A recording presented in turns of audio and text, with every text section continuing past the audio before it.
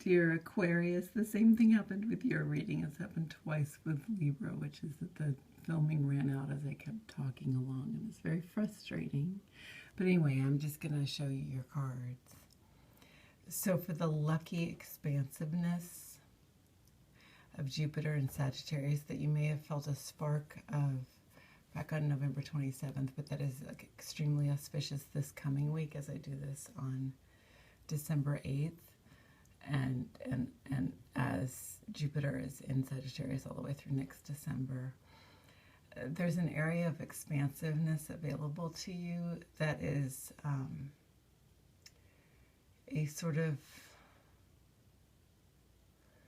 I almost want to say spontaneous. It's like you don't have to do anything to make this happen. It just is going to naturally occur, which is this letting go of these old ways of tracing thoughts, of habits of mind and practical habits and daily practices as well, that have become something that keeps you sort of trapped in these forms of contemplation that sort of keep things static in a way, and no judgment on any of this, but just that there is an ease to the way in which you may set these down, or they almost fall away. It's like you don't even have to be active to make this happen. It just naturally occurs in this expansive energy over the coming year. And then what you have for the Sagittarius new moon, which we're still in the energy of, although it was at its exact point of newness about, well, I guess more than 24 hours ago now. More like almost 48, but anyway, you have the star. So what I want to say to you is, if there's some tender part of yourself or some wish or some just simply a strain of hopefulness, to trust in that and to allow that to renew you. And it may feel painful at first, it may feel strange, right? If you've kind of collapsed or shut down certain areas, and now there's this opportunity for these to open or sort of regenerate or refresh,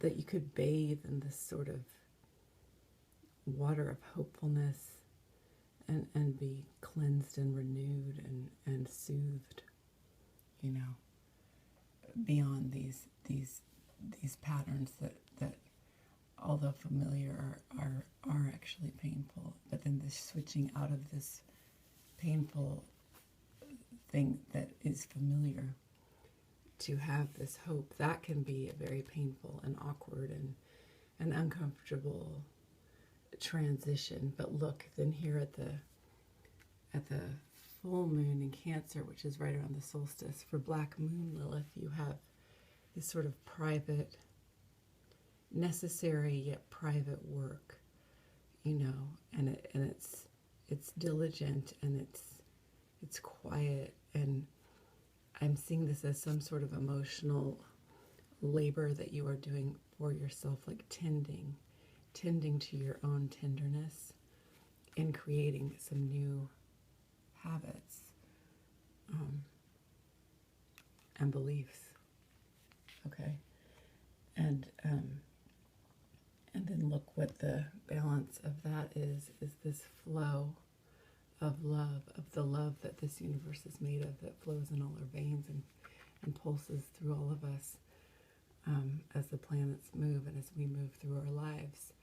So what a gorgeous card, right, for this full moon, which I keep saying is going to be brimful of emotion that we needn't fear. I've said that, I think, in every signs reading about this coming moon.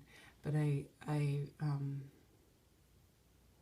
yeah, so this quiet work of Black Moon Lilith, of you, of yours, and there's a privacy to this, right? Just as there may have been a privacy to this, okay? But you're allowing this hope in, and that allows for this possibility of connection, or just really this this honoring of the connection that does flow between all of us. Okay. And then for Chiron, turning direct, you have the Seven of Wands.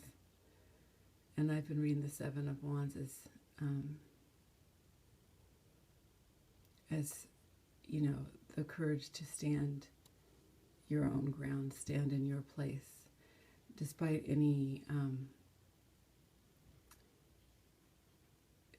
you know, activity and